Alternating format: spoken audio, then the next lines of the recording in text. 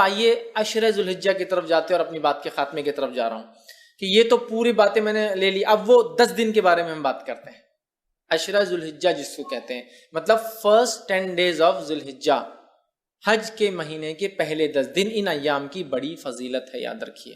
پہلے ذوالحجہ سے لے کر یوم النحر، مطلب 1 تاریخ سے لے کر 10، اور 10 کے دن ہم کیا مناتے ہیں؟ عید مناتے ہیں، یاد رکھیے، بقرعید جس کو کہتے ہیں عام زبان میں، ٹھیک ہے؟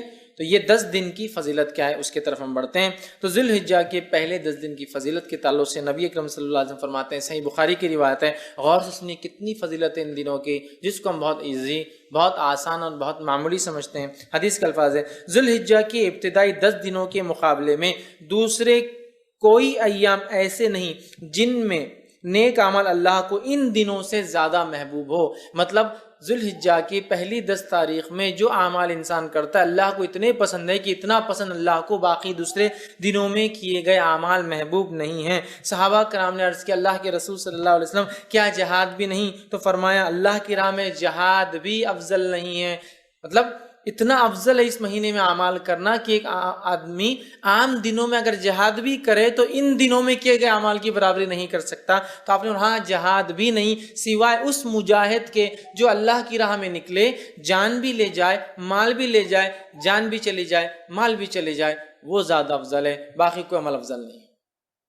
مطلب ذوالحجہ کے پہلے 10 دن میں آپ جو عمل کریں گے وہ عمل جہاد سے بھی زیادہ افضل ہے۔ صرف اس مجاہد کے مقابلے میں ہمارا عمل کم ہوگا ان 10 دنوں کا جو مجاہد جان مال دونوں لے کے جائے اور کھپا دے، مطلب ختم ہو جائے، ورنہ باقی سارے اعمال ان دنوں میں افضل ہے۔ تو گویا پتہ چلا ان دنوں میں کیے گئے اعمال سب سے افضل ہے، یاد رکھیے سب سے افضل ہے۔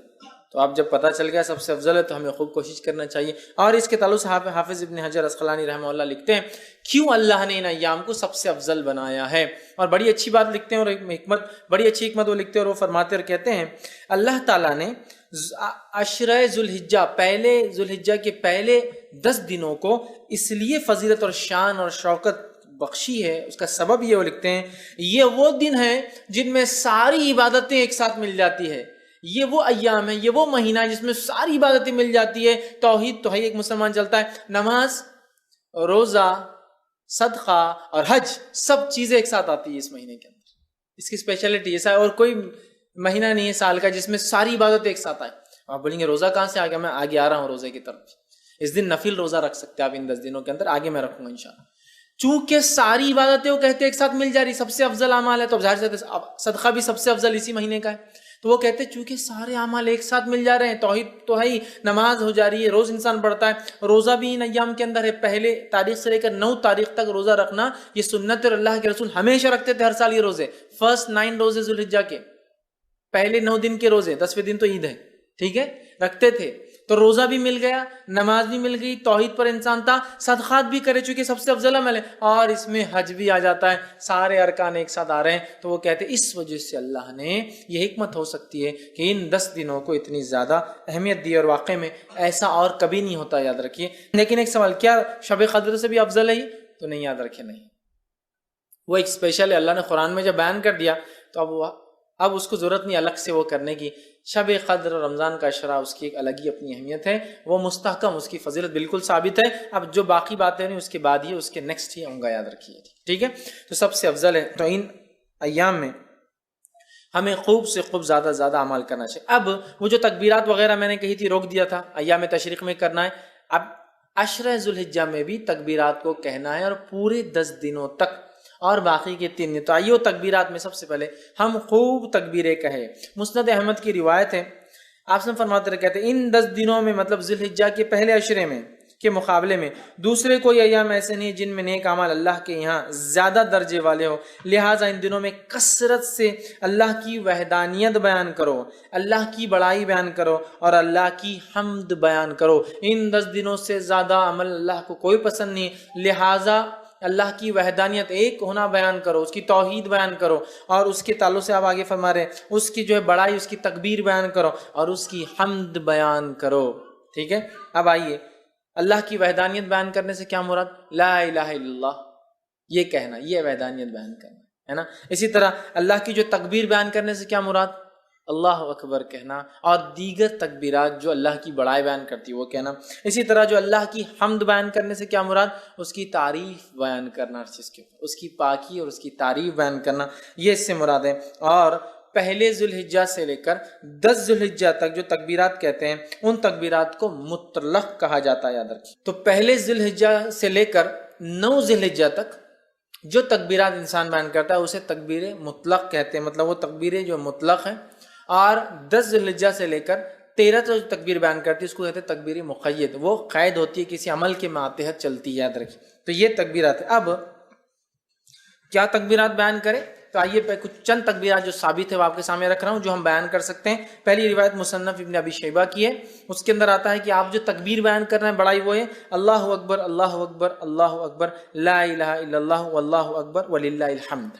یہ سب سے کامن ہے جو ہم لوگ عموماً کرتے ہیں۔ اللہ اکبر اللہ اکبر اللہ اکبر 3 بار ہے۔ لا الہ الا اللہ، نہیں کوئی معبود سوا اللہ، اللہ بڑا ہے اللہ بڑا ہے اللہ بڑا ہے، نہیں ہے کوئی معبود سوا اللہ کے، واللہ اکبر اور اللہ بڑا ہے، وللہ الحمد اور ساری تعریف اللہ کے لیے۔ تکبیر اور اللہ کی حمد دونوں ایک ساتھ آ گئی، یہ سب سے مشہور اور معروف ہے، یہ آپ پڑھ سکتے ہیں۔ دوسرا جو پڑھ سکتے ہیں جو ثابت ہے وہ یہ ہے الفاظ اللہ اکبر کبیرہ، ٹھیک، اللہ اکبر کبیرہ والحمد للہ کثیرہ وسبحان اللہ بکرۃ واصیلہ۔ دوسرا آپ یہ کر سکتے ہیں اللہ اکبر کبیرہ والحمد للہ کثیرہ وسبحان اللہ بکرۃ واصیلہ، یہ آپ دوسرا کر سکتے ہیں۔ تیسرا آپ جو کر سکتے ہیں اللہ اکبر اللہ اکبر اللہ اکبر کبیرہ، اللہ اکبر اللہ بڑا اور اللہ سب سے بڑا ہے، یہ بھی ثابت اللہ اکبر اللہ اکبر کبیرہ، ٹھیک ہے۔ اس کے علاوہ جو ثابت ہے فتح الباری میں جو روایت آتی ہے اس میں یہ ہے اللہ اکبر اللہ اکبر کبیرہ اللہ اکبر، یہ الفاظ بھی جو ہے آپ ادا کر سکتے ہیں۔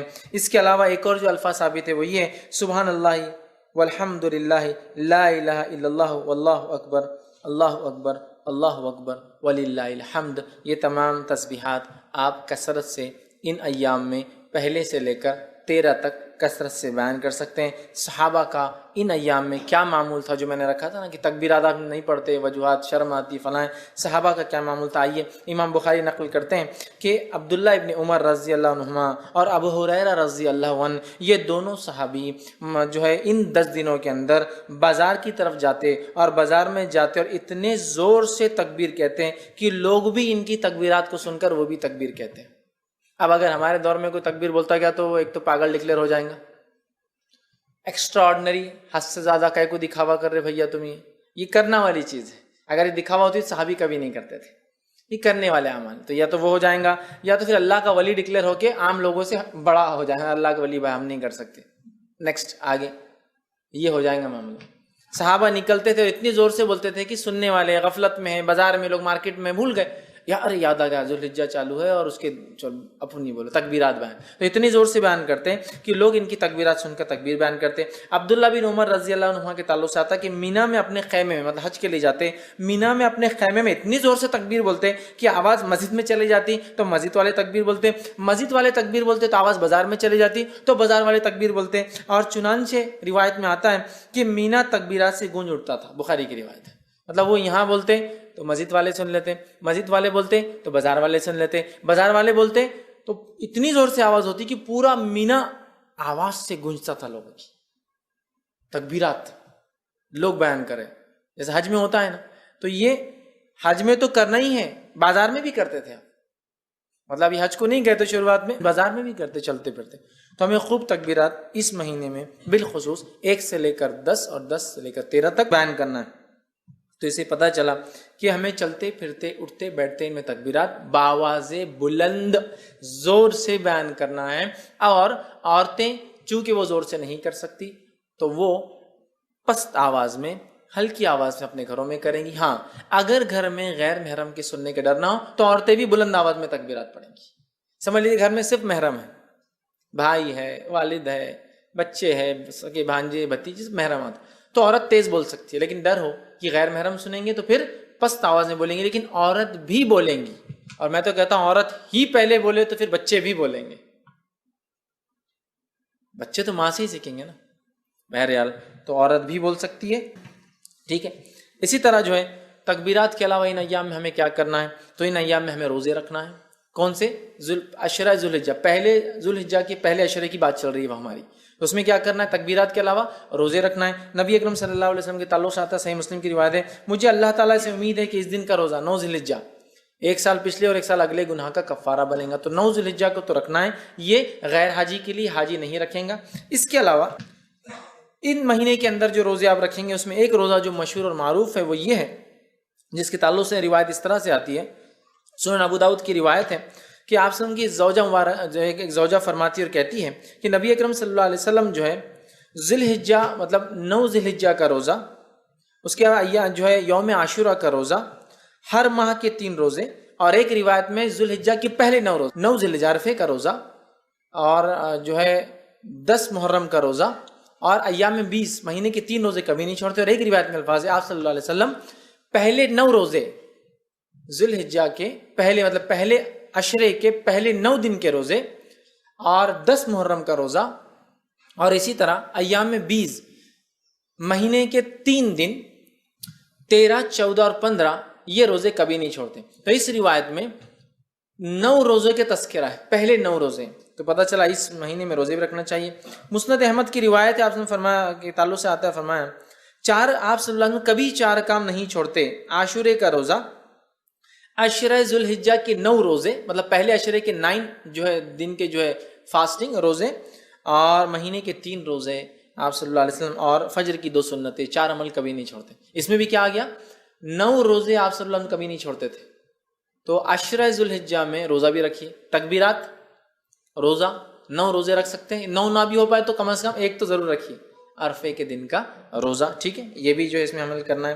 اس کے علاوہ چونکہ اس مہینے میں کیے گئے سارے اعمال افضل ہے، لہٰذا نفل نماز کا خوب اہتمام کرے۔ نفل نماز کے فائدے جو آتے ہیں صحیح مسلم کی روایت میں اس طرح سے آتے ہیں، اللہ تعالیٰ کے لیے اپنے سجدوں کو لازم کر لو، بے شک جب بندہ سجدہ کرتا ہے تو اللہ سبحانہ تعالیٰ کہ اللہ جو ہے سجدے کے ذریعے اپنی طرف تیرا ایک درجہ بلند کرتا ہے، اور اس سجدے کے ذریعے تیرا ایک گناہ مٹا دیتا ہے، اور یہ سال کے ہر وقت ہو سکتا ہے۔ تو لہٰذا یہ نفل نماز کے فضائل ہے، تو خوب ان مہینوں میں کیا کریں ہم زیادہ سے زیادہ، پہلے تو 9 روزے رکھنے کی کوشش کریں، کچھ نہ تو ایک نفل نمازوں میں اہتمام، فرض تو بہرحال کرنا ہی ہے، اس میں کوئی شک ہی نہیں ہے، نفل نمازوں کا کثرت سے اہتمام، اسی طرح تلاوت قرآن کا کثرت سے اہتمام، اس لیے کہ ہر حرف پہ 10 نے کیے، اور اس سے زیادہ کیا بہتر ہو سکتا ہے کہ ہم ذی الحجہ کے پہلے عشرے میں عمل کریں جو سب سے زیادہ افضل عمل ہے، تو آپ وہ کیجئے۔ صدقہ دینا، اس لیے کہ صدقہ ایک بڑا افضل عمل ہے، صدقہ بھی دیجیے، اس لیے کہ اس 10 دن میں کیے گئے عمل سب سے افضل ہے، لہٰذا خوب جو ہے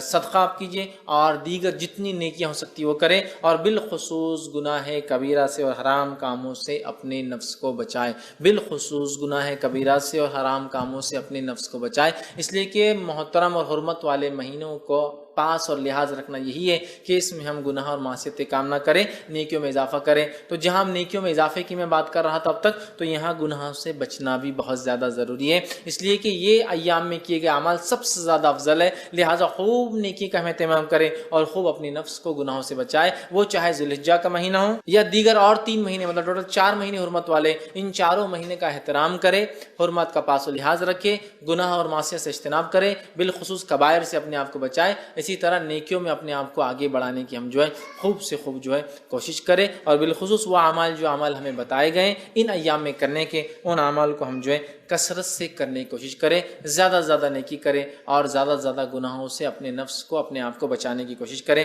اب آئیے آخر بچ چند کلمات کہ ان ایام میں جو مخصوص دن ہیں ان کے کچھ نام آپ کے سامنے رکھ دیتا ہوں تاکہ بات سے واضح ہو جائے۔ جو ہے پہلے عشرے کو جو ذی الحجہ کا ہوتا ہے یا ذی الحجہ کا ہوتا ہے اسے کہتے ہیں عشرہ ذی الحجہ۔ تو عشرہ ذی الحجہ، عشرہ کا معنی 10 ہوتا ہے، تو عشرہ ذی الحجہ بولے تو بعد کے 10 دن یا آخر کے 10 دن نہیں یاد رکھے، جب بھی روایت میں آئیں گا عشرہ ذی الحجہ تو معنی ہے پہلے 10 دن، فرسٹ 10 days، ٹھیک ہے۔ اس کے علاوہ دوسرا جو ہے یوم الضحیٰ، یہ جو ہے عید الاضحیٰ کے دن کو کہتے ہیں یوم الضحیٰ۔ اسی طرح جو ہے ایک اور دن ایام معلومات، جو ہم نے ابھی دیکھا قرآن کی آیت میں جو ہے جو سورہ حج کی آیت میں 27 میں، وہ ہے 10، 11، 12 اور 13، یہ ایام معلومات ہیں، ان کو ایام معلومات بھی کہا جاتا ہے کہ ایام معلومات مطلب 10 ذی الحجہ، 11 ذی الحجہ، 12 اور 13 ذی الحجہ۔ اسی طرح ایام تشریق 11 ذوالحجہ، 12 ذوالحجہ اور 13 ذوالحجہ کو کہا جاتا ہے. اسی طرح یوم عرفہ 9 ذوالحجہ کو یوم عرفہ کہا جاتا ہے. اسی طرح یوم النہر 10 ذوالحجہ کو، عید کے دن. یوم النہر مطلب قربانی کا دن، خون بہانے کا دن. تو یوم النہر 10 ذوالحجہ کو کہا جاتا ہے، عید کے دن کو کہا جاتا ہے. اسی طرح جو ہے یوم الترویہ کہا جاتا ہے 8 ذوالحجہ کو، جب جو ہے حاجی جو ہے مینا میں جو قیام کرنے آتے ہیں. اور یہ بات جو ہے سنن ابو داؤد میں آتی ہے، تو اس کو یوم الترویہ کہتے ہیں، جو 8 ذوالحجہ ہوتے ہیں. تو یہ چند نام ہیں. اسی طرح جو ہے لیلۃ الحسبہ کہتا ہے، ایام تشریق کے بعد جو ایک رات آتی ہے 14 کی، اس کو لیلۃ الحسبہ کہتے ہیں. تو یہ چند نام تھے جو ان دن میں ایام تشریق، یوم النہر، عید الاضحیٰ اور اس طرح سے ہم لوگ سنتے ہیں عام طور سے. تو یہ وہ چند چیزیں تھیں جو میں نے بہتر سمجھی کہ آپ کے سامنے